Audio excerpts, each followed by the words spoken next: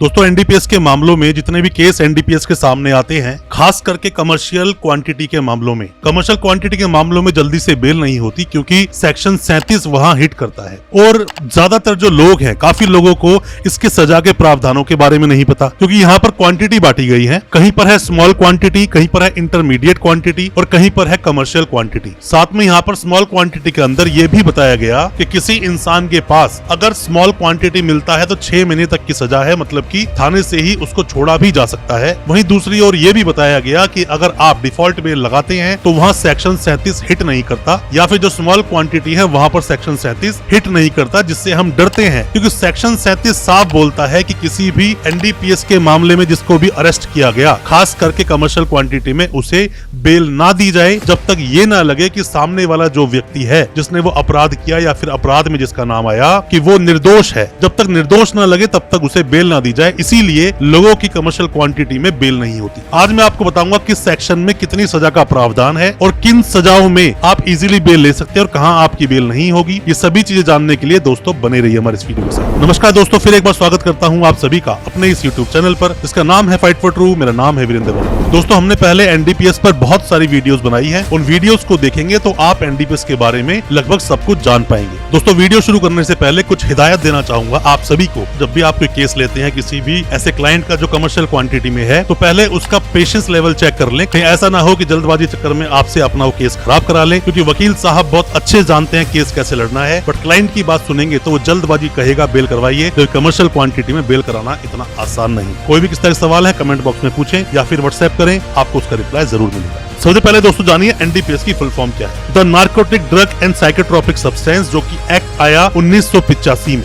और साथ में ही वक्त वक्त पर इसमें कुछ न कुछ चेंजेस आते गए। 2001 में भी काफी सारे बदलाव हुए, जिसकी वजह से काफी चीजें ऐड हुई। 2005 में भी चीजें ऐड की गई। जितने भी मामले आते हैं सेक्शन 19, सेक्शन 24, सेक्शन 27, इन मामलों को कमर्शियल क्वांटिटी में माना गया है। कमर्शियल क्वांटिटी दोस्तों कुछ इस तरह से आप मान सकते हैं कि स्मॉल क्वांटिटी की पहले आप बात कीजिए। अगर गांजा है, गांजा अगर 1 किलो से कम किसी के पास से बरामद हुआ तो वो है स्मॉल क्वांटिटी। स्मॉल क्वांटिटी की सजा अलग से प्रावधान है। अगर 1 किलो से लेकर 20 किलो के बीच में किसी के पास से ये क्वांटिटी गांजा की बरामद होती है तो इसे हम बोलते हैं इंटरमीडिएट क्वांटिटी। और साथ में ही मीडियम क्वांटिटी आप इसे बोल सकते हैं। साथ में ही 20 किलो अगर पार हो गया गांजा में तो इसे कहेंगे कमर्शियल क्वांटिटी। अब इनकी सजाओं को जानने के लिए आप सेक्शन 21 को भी पढ़ सकते हैं, एनडीपीएस का जो सेक्शन बोलता है। दोस्तों सबसे पहले तो आप ये बात समझिए कि कब ये सेक्शंस आप पर लग जाते हैं। जब कभी भी किसी भी तरह से मैन्युफैक्चर होता है, आपकी पोजीशन में है, या आप सेल करना चाहते हैं, परचेज करना चाहते हैं, ट्रांसपोर्ट कर रहे हैं, यहाँ से वहाँ ले जा रहे हैं, मतलब इन शॉर्ट ये समझ लीजिए कि आपके पास से कमर्शियल क्वांटिटी में कुछ बरामद हुआ तो मामला एनडीपीएस के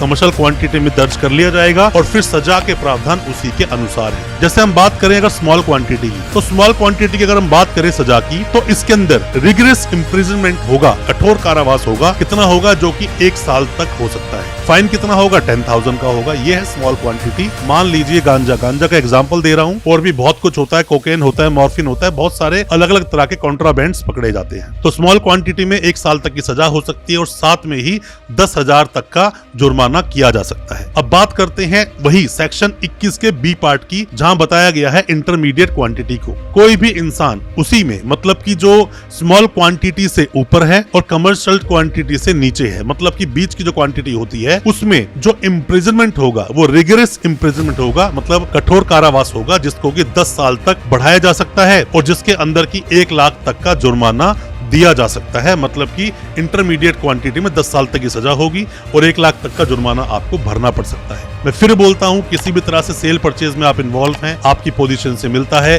वो कॉन्ट्राबैंड, मतलब कि वो रसायन, जो भी कुछ नशीला पदार्थ यहाँ से वहां लेकर जा रहे हैं, तो ऐसे में आपको अरेस्ट करेगी पुलिस। और इन 3 में से डिपेंड करता है कितनी क्वांटिटी में आपके पास से बरामदगी होती है। अब बात करते हैं कमर्शियल क्वांटिटी, जो आपको जानना बेहद जरूरी है। बहुत सारे लोग कमर्शियल क्वांटिटी पकड़े जाते हैं। उसको रिगरस इम्प्रिजनमेंट दी जाएगी, जो 10 साल से कम तो बिल्कुल नहीं होगी, 20 साल तक बढ़ाई जा सकती है और साथ में ही 2 लाख तक का फाइन किया जा सकता है। तो ये दोस्तों आपने जाना small quantity, intermediate quantity, commercial quantity. Commercial quantity में 10 साल से 20 साल तक की सजा दी जा सकती है। अब दोस्तों हम इसी में बात कर लेते हैं कि क्या बोलता है सेक्शन का 8A। एनडीपीएस का सेक्शन 8A क्या बोलता है। आपने ये सुना होगा कि एनडीपीएस के मामलों में प्रॉपर्टीज को अटैच कर दिया जाता है, मतलब प्रॉपर्टीज भी जब्त कर ली जाती हैं जब किसी को एनडीपीएस के केसेस में पकड़ा जाता है। तो उसके लिए एनडीपीएस का सेक्शन 8A पढ़ें, उसको लिंक करें सेक्शन 27B के साथ, तभी आप इसको पूरी तरह से समझ पाओगे। अल्टीमेटली इन सेक्शंस को लाने का मतलब सिर्फ यही था कि लोग इस तरह के नशीले पदार्थों को बेच कर, मतलब कि जो आने वाली जनरेशन है या फिर अभी के जो लोग हैं उसे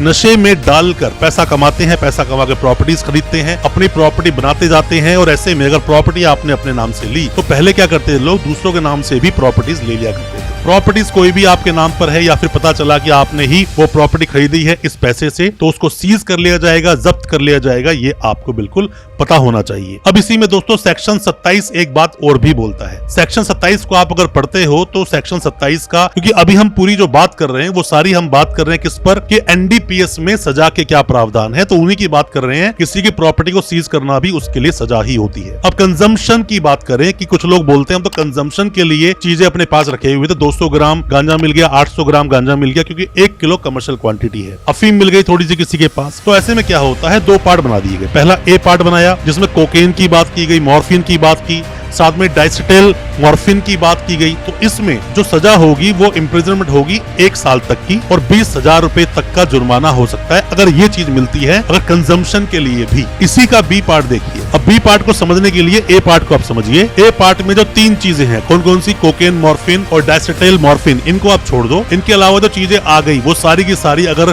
पकड़ी गई है कंजम्पशन के लिए तो बी पार्ट में आएगी, जिसकी सजा 6 महीने तक की हो सकती है और 10,000 तक का जुर्माना हो सकता है। आपने ये भी सुना होगा सेक्शन 29 लग जाता है कई लोगों की एफआईआर में। सेक्शन 29 लगता है तब जब वहां पर क्रिमिनल कॉन्स्पिरेसी होती है या फिर किसी का उस केस में डिस्क्लोजर में नाम आता है, तो यहाँ पर सेक्शन 29 भी हिट कर जाता है दोस्तों। और आपको ये भी जान लेना चाहिए कि जब किसी भी व्यक्ति की डिफॉल्ट बेल लगाई जाती है, मतलब टाइमली चार्जशीट पेश नहीं हुई, टाइम से जो टाइम दिया गया था 6 महीने का पुलिस वालों को, और उन्होंने कोई भी स्पेसिफिक रीजन नहीं दिया कि चार्जशीट लेट है, क्योंकि 1 साल तक भी चार्जशीट लगाई जा सकती है एनडीपीएस के मामलों में, तो ऐसे में अगर डिफॉल्ट बेल आप लगाओगे तो सेक्शन 37 वहां पर हिट नहीं करता, तो ऐसे में आप बेल ले सकते हो। सेक्शन 37 का यहाँ बेनिफिट मिल सकता है। और साथ में कंजम्पशन वाले जो मामले होते हैं या फिर स्मॉल क्वांटिटी वाले मामले होते हैं, यहाँ पर भी सेक्शन 37 का जो एक क्लॉज है जो बोलता है किसी को ऐसे बेल ना दी जाए जब तक कि वो निर्दोष ना लगे, तो ये चीज यहाँ पर हिट नहीं करती, तो इनके आपको बेनिफिट लेने चाहिए। तो दोस्तों कुल मिलाकर आप ये समझिए कि एनडीपीएस में बेल लेना आसान नहीं अगर कमर्शियल क्वांटिटी आपके पास से मिली है। सालों साल तक केस लड़े जाते हैं, बेल लगाते जाते हो, बेल जल्दी से नहीं होती। पेशेंस रखना बहुत जरूरी है अगर कमर्शियल क्वांटिटी मिली। अगर कोई भी क्लाइंट आपके पास आता है जो बोलता है नहीं जल्दी जल्दी जल्दी बेल चाहिए, तो आप भी उनकी बेल लगाइए। बेल होना हो उससे कोई मतलब नहीं होता किसी भी वकील का। वकील अपनी एक्सपर्टीज जो उसकी होती है, जितनी उसको नॉलेज है